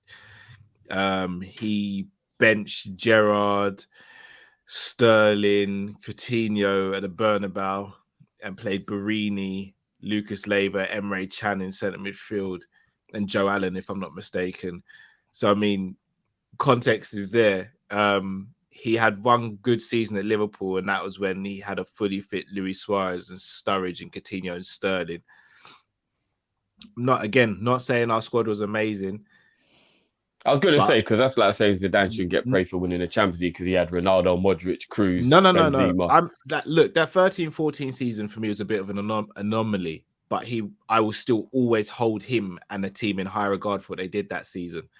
But at the same time, he also showed his inexperience that season. And then the season after, we completely capitulated when you'd argue he had a better squad than the season before, even though he didn't have a better first 11. So for The me, committee did give him all those players, though. They weren't his choice. yeah, but he also That's it. asked for players like Ashley Williams and stuff like that. So I'm pretty happy. Who that would have committee done better said, than some of the players we bought, in my opinion. But fair enough. No, not Ashley Williams. At Come that on. time, Ashley Williams wasn't as bad as it sounds now. But anyway, yeah, go on. And then, so to answer your question about should he be sort of given a bye because he wasn't meant to achieve top 4, I think maybe one season you can, but when it happens 2-3 seasons where you're there until pretty much the last day of the season and you bottle it, then I think you have to start looking at why is he bottling it. And I don't think you can just put it down to injuries all the time. I think sometimes you actually have to look at the games where their in-game management wasn't good, or he changed tactics for no reason, or did wild things. We saw it at Liverpool. He did wild things sometimes. Like he played Markovic as left wing back, Jordan Iber's right wing back. He just does stuff. So he does stuff like Pep does sometimes, where you're just like, you didn't need to complicate that. Just do what you do. In terms of him at Manchester United, it's difficult to say because on paper, man, you have a good squad, but I just think their players mentally aren't even that, like, they're not that strong mentally. I think Bruno and Ronaldo, they're only mentally strong players. I think they have good players, but I think to win the league, you can't just be good. You have to be mentally strong as well. And I don't know if they've got it. I think De Gea's obviously world-class and he's performing above and beyond. But again, you saw at the weekend, there's a mistake in him as well, which is unfortunate because he pretty much bailed them out. Wan-Bissaka's just like, I've got to take an L on Wan-Bissaka because I thought he was going to be brilliant and he's just not got a footballing brain. He's just athletic. And again, to win a league, you can't just be athletic. You have to have more than that. Told you. Maguire, the less said, the better. He's still in Mykonos. Luke Shaw's had one good season since he's left Southampton. And I think he got gassed and went back on his old diet of Greggs and that. No, you did, Conroy. You did. Everyone was starting to compare him to Robbo and Reguilon, which was crazy. But you're right, he's had one good season since he's been at United. Matic is washed. Eric Bailly is excellent, but he barely can play. Lindelof there's a reason his so what? So you're literally going for. So you actually think their squad's not good then? It's unbalanced. I think they've got names, but I don't think they're that great. So if Conte went there, for example, you still don't think it would have been a good enough squad? No, they would improve, but to win trophies and stuff, I think it's got to be better than just having their name brand. It's like you see people out there, like, to change the subject, if I just throw on Gucci, doesn't mean I've got swag. It just means I've got money. Like, no, I know, I get that, but I think you're being a little harsh on their squad. I think their squad is actually good. All right, so Drift, what have I said so far that you don't agree with? Apart from the Wan-Bissaka one, I think Matic can still do a job under the right manager. He's better than Fred in that position. Who is the Rob? No, but what I'm saying is I think if the right manager came in and used the players the way they should be used, I think they would actually be doing a lot better than they're doing. And they would be challenging for the league. They won't be challenging for the league, not with Liverpool and City there, and Chelsea as well. They can't. With the right manager, I think that squad could still challenge. Not win it, but I still think it could challenge. They can't because the other teams have got top managers and got better players, bro. Yeah, but challenging doesn't mean you'll win it. It just means you'll be in and around it. They'll finish. I still think they would be in and around it. I do. Fourth at best, bro. Like there's a reason that Ronaldo's been bailing them out with goals. That's more the Oli tax, though, isn't it? Yeah, but so what was it before then? It was Mourinho before. It was Louis van Gaal before, when they had Falcao and Di Maria, Van Persie, Rooney. Mourinho had buried these players as well. Pogba's meant to be the second coming of Zidane, according to people. We've seen half a good season from him since he's been at United. Like Greenwood's been played out on the wing because Oli doesn't know what to do with him. Like Rashford again is very hot and cold. Martial, I mean, but again, I just feel like a lot of this is the manager. I think the right manager gets hold of those players and they ball out. I'm not saying he doesn't improve them, but I think they need better players and a better squad to actually challenge for the league, legitimately challenge for the league. I don't think Conte it would have happened with Conte, or else I think Conte would have taken the job or waited for the job. All right. Conroy, is Brendan good enough for Man United? No, see, the thing is, I actually we're talking about Gerrard, right, and saying the moves too quickly. Well, you could argue that Brendan Rodgers, I know Polly Walnuts always in the comments, shout out to Polly, saying he's got the 8 years experience behind him.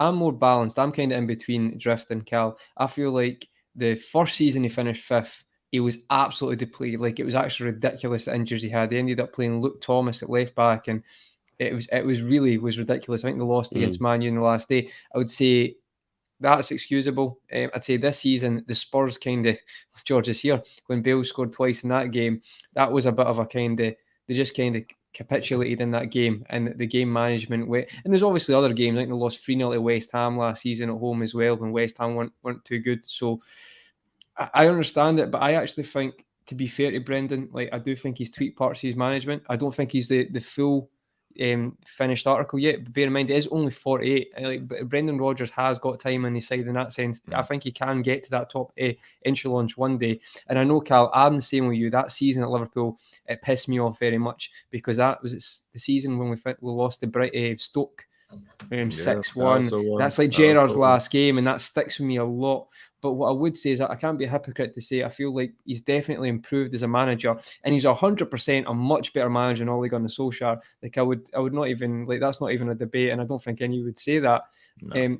And what I would say is Brendan Rodgers is quite a calculated person. So it's really funny, Cal, that you're saying about that team. Do you think he looks at that team and he's maybe wanting assurances if he's taking this job because he maybe feels that it's not as good on paper? I do feel like he would fully back himself to do it, and he is quite ruthless when he has to be for his own game. If you look at the Celtic thing for Leicester, I would be quite worried's the wrong word, but I actually think he is good, and there would be I wouldn't necessarily win the league, but I think he could get a better performance for that team if they get a CDM or a midfielder. You can't compete against City, Liverpool, Chelsea with. And I love, shout out to McTominay, obviously a Scottish international, but McTominay and Fred, this can't be an excuse. And I'm sorry, I'm going on a bit of a rant here, guys, but Wan-Bissaka, 50 million, Fred, 50 million, Maguire, 80 million.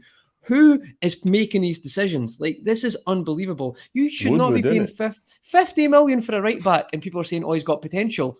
This is unbelievable. What about Maguire? £50 million. You should be ready. You should be the best fullback or one in the world. And it's Maguire. There's reward mediocrity in football now, and it's annoying me. This is what I'm saying.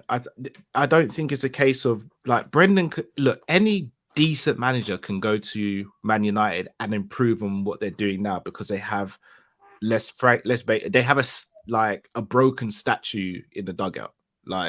So anyone can go. With all due respect, we could go in there. All 5 of us could go in and do a better job than what Ollie's doing. And I think that speaks volumes on Ollie, not basically what's going on. I think the thing, Cal, with any Premier League team, George as well, would any Premier League team take Ollie? You know the answer. There's the answer to the question. End of discussion. It's that simple. You know what I mean? No one would take him. So it's So Brendan how can he be managing Man United? This is unbelievable. Dean Smith lost 5 games and is out the job, but Ole Gunnar Solskjaer still in the job. Exactly. So it's not a case of would Brendan improve what they've got. I just don't think Brendan's the guy to win them a league.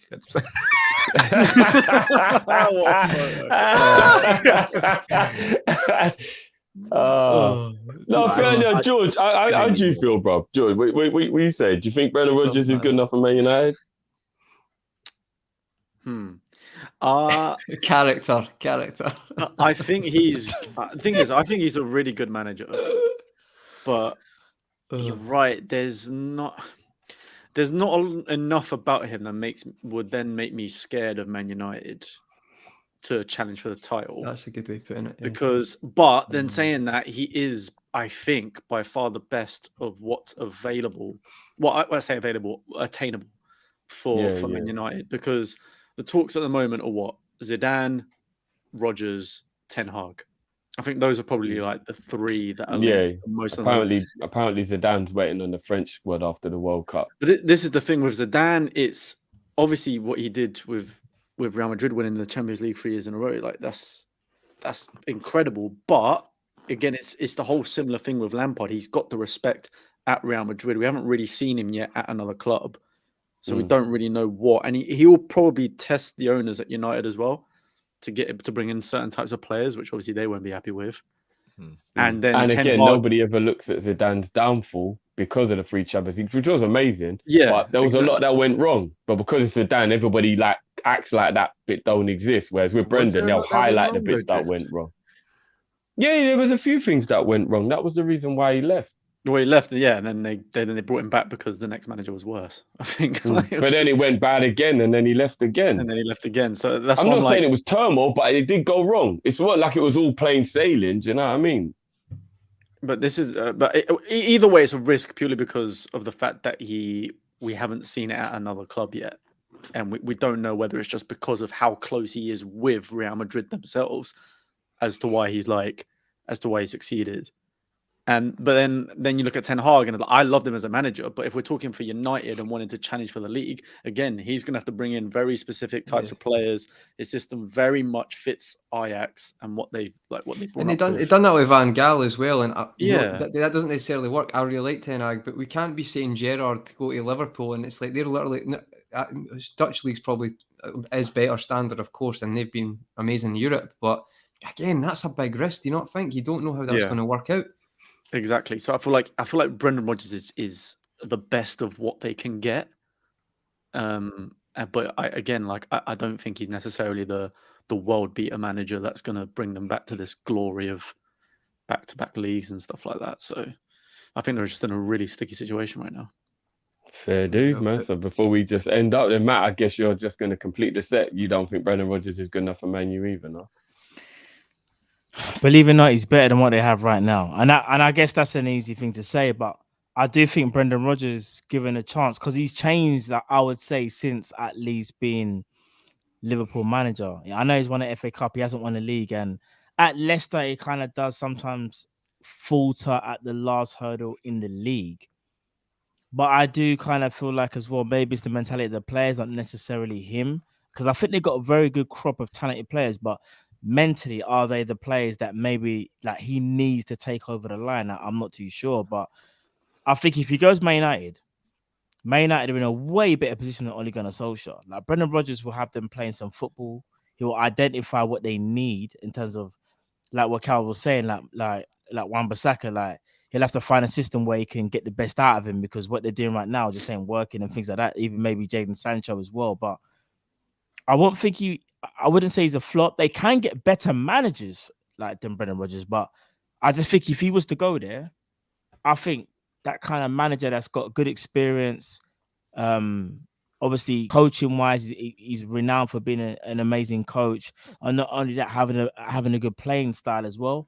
I think he would lift Man United to another level. But when I say another level, I'm not talking about dominance and going back to old Man United. I'm just saying he would do way better than what that PE teacher is doing right now. We have identity as well, Matt. They'd have identity, a philosophy. You'd know exactly. That. Yeah. You take what he had at Leicester and take it to Man United and some. And I think him maybe giving some money as well. I think Rodgers would do well at Man United if he actually went there. I think he probably has more respect given his CV than what Ollie's got right now. Oh, so. Yeah, definitely. Because remember, Ollie's CV is more so about he was a legend for Man United, the player. It's not about him as a coach. Like Brendan Rodgers, again, I'm not saying Brendan Rodgers is some A+. He's just got bringings, bro. He hasn't got a CV. He's just got. Well, this is what I'm saying. But I think if you he won the league with Mulder. No. See, Brendan Rodgers. Brendan Rodgers is in a different. I'm never league. gonna lie. Even if I won the Sunday league, I'll be raving about it. But Brendan Rodgers is in a different league to Ole Gunnar Solskjaer, and it's not even close, because this is how you got to flip it. Put Solskjaer at Leicester, and obviously, as we're saying, put Rodgers at Man United, and you're going to see Leicester fumble the bag hard. I'm talking hard, bro. And you're going to see more Maguire doing this, fam. It'll be peak. Bare head scratching. Like, wow, we went from, you know what I mean? Like, we got Solskjaer now. But, like, listen, it's mad. If it's someone in the chat said there as well, I think Pochettino would be by far the best signing they could get. 100%. Yeah, that's the one that I hope, man, you don't get. I just don't think it's quite attainable. When I get Rodgers, trust me, he'll do well. He'll do very, very well. Fair enough. I mean, obviously, I know a few of you said you don't think he'd do badly, but I'm the one who thinks that Man U would actually be a threat with him. That's interesting. Just Cav, we got any more super chats to get through before we wrap up? I'm just gonna read them out now. Make sure you smash the like button as well, guys.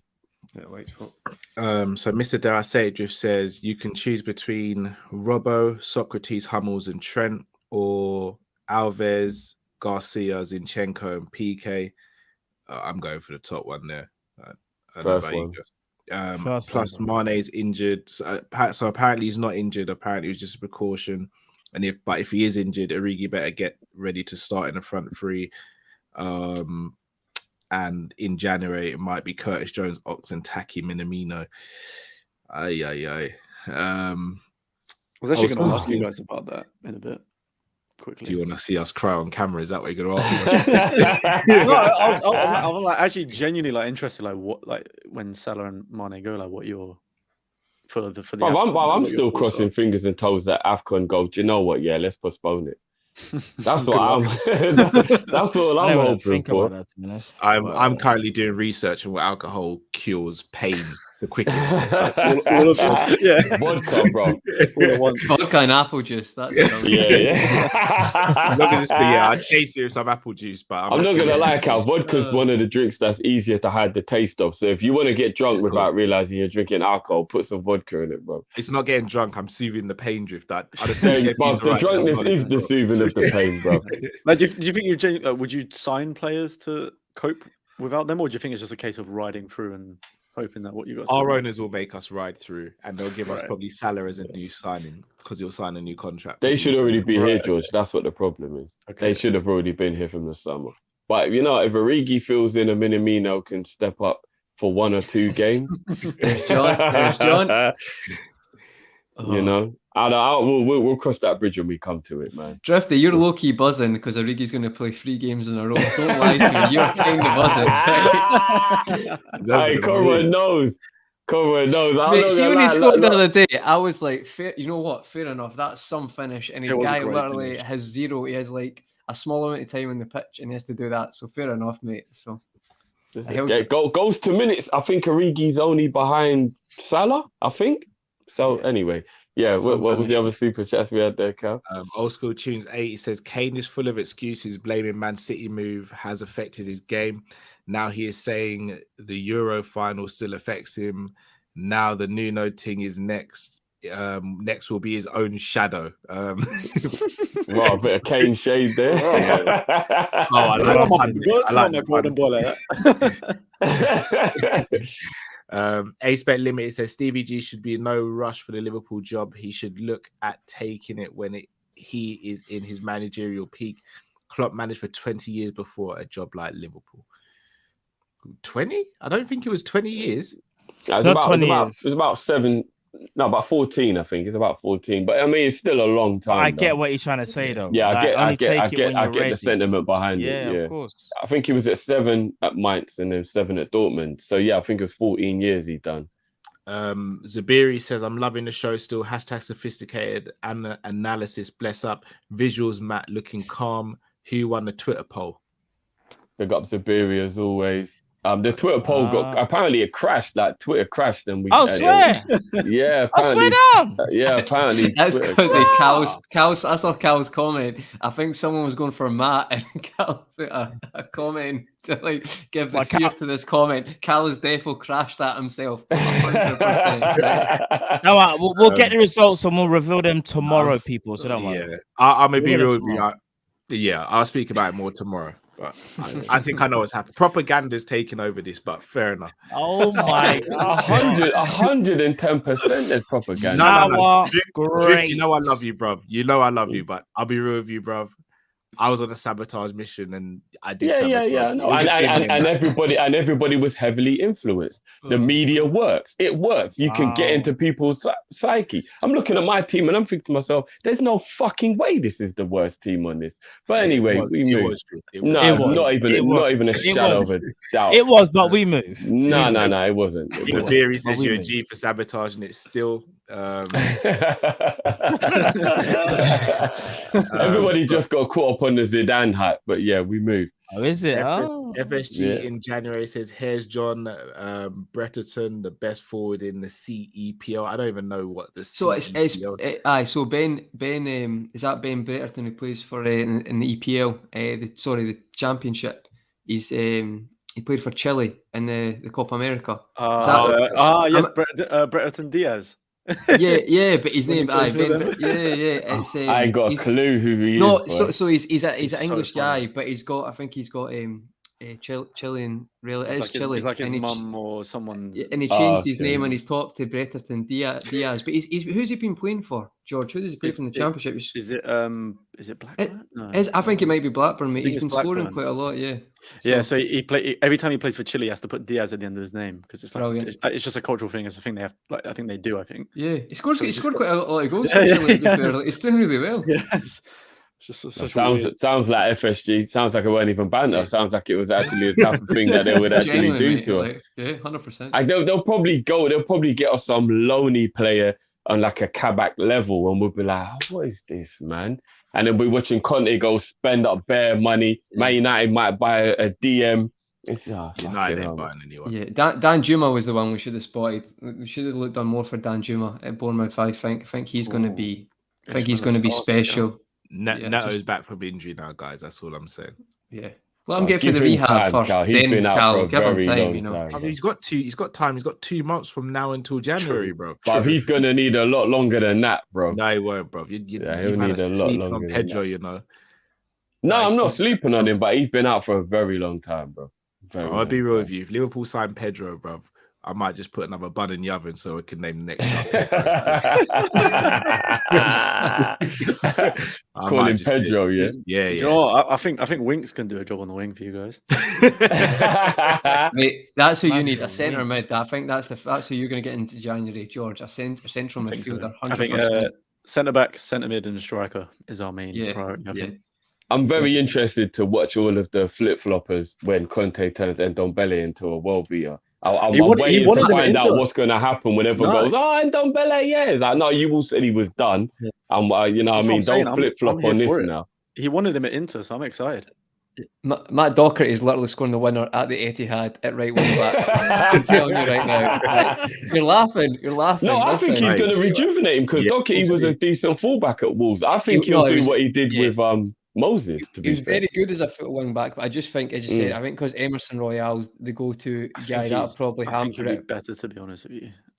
Doherty at Spurs anyway has been. No, it was shocking. But at Wolves on that Wolves season, Wolves he was great, and apparently every time he plays for Ireland, he's unreal as well. Or he's like not unreal, but like he's their best player.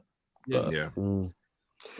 All right, people, well, it's been another fun show. It was the manager edition because that was all the hot news going on right now. Do you know what I mean? As I said, guys, I'm going to add Conroy to the description. Make sure you go and subscribe to George, obviously, Conroy Talks, and obviously the other guys as well couldn't make it today. Aaron, KG, and Lewis. Make sure you go and give them a subscribe.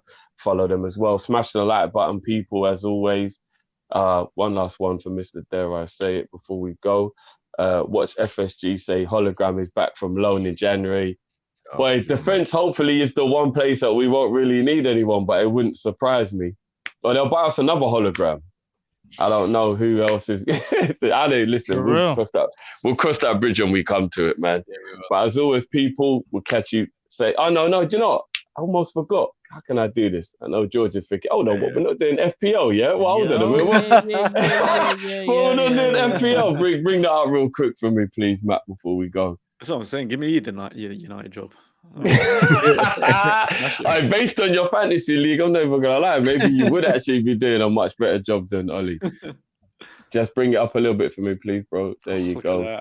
Beauty. I'm not even gonna lie. You tried to do an identical as me, Matt, and have a terrible. We literally got the same points. We were shocking. I can't. We were believe so it. bad this week. Oh apart? my god. Oh, We were shocking. we're I'm in actually the worst. My god, we were actually Yeah. the worst. Can't even lie. I'm in Horrible. the mud. I've Yuck. stopped I thought looking at Campbell mine. was going to I've stopped looking at capitalize mine. still. Yeah, no, Matt, I forgot to do my team. Oh, I forget So everything. did I. I've stopped, guys. I don't even do it anymore. So did I've I, not bro. even That's what looked- makes it worse. Not even looked at mine yet. You know that's always that's the goal. Yeah, the dog ate my homework. Yeah. Anyway. If you the one who said it as well, bro. No, but you don't say that a lot. I'm like, I hear Matt and Cal say they No, this forgot is to the do first their team time. all the time. No, this is No, Matt's this is the first time. first- This is this my is my- first time as well. Yeah, this is to my be fair. first time. First time I've Last actually season, genuinely I forgotten. just stopped doing it because Okay. I just fell away and then I stopped. did win my family league last year. George is I not think I- messing about. George No, is not I coming to play. think I came like 100,000th overall or something like that. Okay. Last year, like, it was. Jeepers. I brought in Fair Conor dues, Gallagher fair this dues. week. 11 points. Come on. No, I got Gallagher in my team as well. So basically, George is coming here on a pep thing. Yeah. Yep, pretty much. Yeah. He's He's wrapped coming it on up. a for George. he's coming on a pep thing. It's different. man. I'm in third place, so I'm More, Klopp. more than you believe. I won this more than.